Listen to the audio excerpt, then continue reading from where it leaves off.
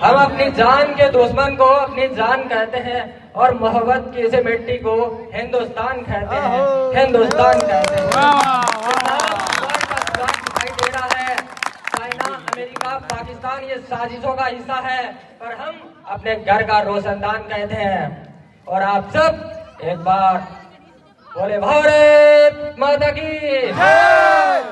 आप लोगों में माँ भारती का नाम आया और जोश व जुनून जज्बा नहीं दिखाई दिया। जयकारा ऐसा लगना चाहिए कि आवाज पाकिस्तान बॉर्डर तक गूंजे और ये विद्यालय माँ भारती के जयकारों से गूंज उठना चाहिए। पुनः प्रयास कीजिए और बोले भारत माता की। बहुत बहुत धन्यवाद। आज 26 जनवरी का कार्यक्रम हर वर्ष की भांति गणतंत्र दिवस के रूप में मनाने जा रहे हैं।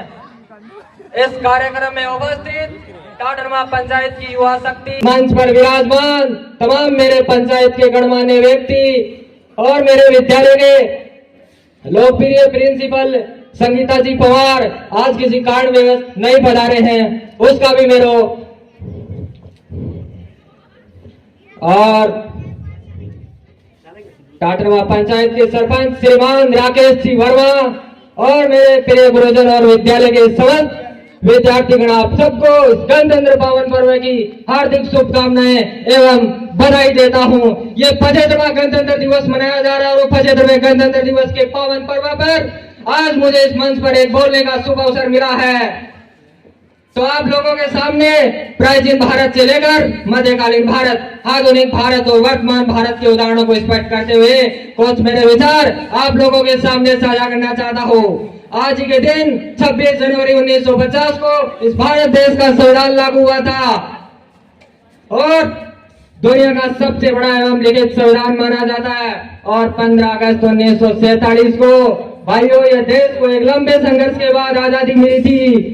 आजादी का असली मतलब वही समझ सकता है जिन्होंने कभी गुलामी की हो। हम तो एक सौभाग्यशाली है जो स्वतंत्र भारत में जन्म हुआ है और यूं तो आजादी की लौ 1857 में जल चुकी थी, लेकिन मरसाल बनकर हमारे देश को 1947 में इस देश को आजाद कराई थी। उसके बाद 62, 65 और 71 के युद्धों में अपना सवाग गवा देने वाली वो औरत, जब प्यार भी भरपूर गया, मांग का सिंदूर गया, नन्हे नोहनी पता ही नहीं चला सारे जिस्म की बोटियां चली गई। और आपके लिए तो साहब एक आदमी मरा है, किंतु मेरे घर की तो रोटियां चली गई, किंतु मेरे घर की तो रोटियां चली गई। ये हमारे हालात पैदा हो जाने के बावजूद भी वो माँ अपने बेटे को सड़क पर दुश्मनों की धज्जियां उड़ाने के लिए भेजती है और वो पत्थर लिखकर कहती है, अम्मा ने खत लिखा बड़ी इच्छाओं से, पुत्र मेरे मत घबरा जाना, एक इंच भी पीछे मत हटना, चाहे इंच घट जाना, चाहे इंच घट जाना। हो गई पीर पर्वत से पिघलनी चाहिए, हिमालय से कोई गंगा निकलनी चाहिए। मेरा मकसद नहीं है हंगामा खड़ा करना, लेकिन मेरी कोशिश है ये सूरत बदलनी चाहिए। मेरे सीने में ही ना सही तेरे सीने में ही हो कहीं भी आग, ये आग जलनी चाहिए उस देशभक्ति की जब वंदे मातरम के नारों से, जब रंगदे बसंती चोला की एक आवाज पर टोलों के टोले उमड़ाते थे और उनके खून में आने वाला वंदे मातरम के नारों से 5 डिग्री का तूफान अंग्रेजी शासकों की जड़ों में तूफान ला देता था। लोग मर जाते थे, मिट जाते थे, फांसी चढ़ जाते थे, वो भी अपनी देशभक्ति साबित कर रहे होते, वो भी अपनी देशभक्ति साबित कर रहे होते। वो तक्षशिला व नालंदा जैसे विश्वविद्यालय देकर विश्वविद्यालय शिक्षा की बुनियाद को रखा था, विश्वविद्यालय शिक्षा की बुनियाद को रखा था।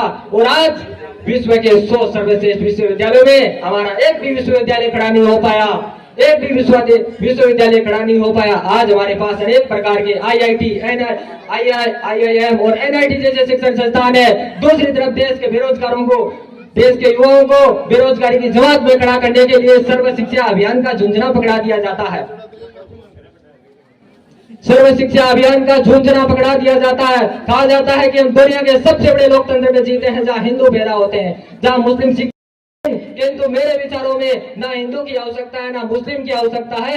राष्ट्र निर्माण के लिए केवल अच्छे इंसान की जरूरत है, केवल अच्छे इंसान की जरूरत है। और राष्ट्र निर्माण तब संभव होगा जब गरीब बच्चा मध्याह्न भोजन के लिए नहीं सरकारी विद्यालयों की चौखट पर कदम रखेगा अमेजन के लिए, राष्ट्र निर्माण तब संभव होगा जब देश में महिलाओं की पूजा नहीं इज्जत की जाएगी। राष्ट्र निर्माण तब संभव होगा जब हम जातिगत आरक्षण नहीं सामाजिक सशक्तिकरण की बात करेंगे। राष्ट्र निर्माण तब संभव होगा जब स्वच्छता अभियान में सरकार नहीं सड़क पर चलने वाला एक एक नागरिक हाथ बटोरेगा, एक एक नागरिक हाथ बटोरेगा। अंत में यही कहना चाहता हूं, केवल 2 मिनट लेकर मेरी बात को समाप्त करता हूं कि कार्यक्रम बहुत लंबा है। आज हमारे माननीय सरपंच साहब और गणमान्य व्यक्ति मंच पर बैठे हैं, उससे कुछ उम्मीद लेकर आया हूं और वो उम्मीद जरूर, मुझे विश्वास है कि उम्मीद जो हमारे द्वारा कही गई बात पर जरूर एक विचार होगा। वो उम्मीद क्या है, पिछले कुछ 1-2 सालों में हमारे इस विद्यालय में स्टूडेंट की संख्या में भारी गिरावट आई है। उसका मुख्य कारण क्या हो सकता है, क्योंकि आसपास के क्षेत्रों के मुताबिक इस विद्यालय की जो हम बात कर रहे हैं, एक शानदार टीचर फैकल्टी होने के बाद भी ऐसी जो हम बात करें ऐसी समस्या क्यों खड़ी है, इसका मुख्य हम आपसे उम्मीद करते हैं साहब कि एक, मैं ये नहीं कहता इस सब्जेक्ट को हटा दिया जाए, मैं ये कहता हूं कि यहाँ पर साइंस, मैथ और आर्ट का भी प्रयास करें ताकि यहाँ के स्टूडेंट आसानी से अध्यापन कर सके और किसी दूसरे विद्यालय में जाने की आवश्यकता ना पड़े।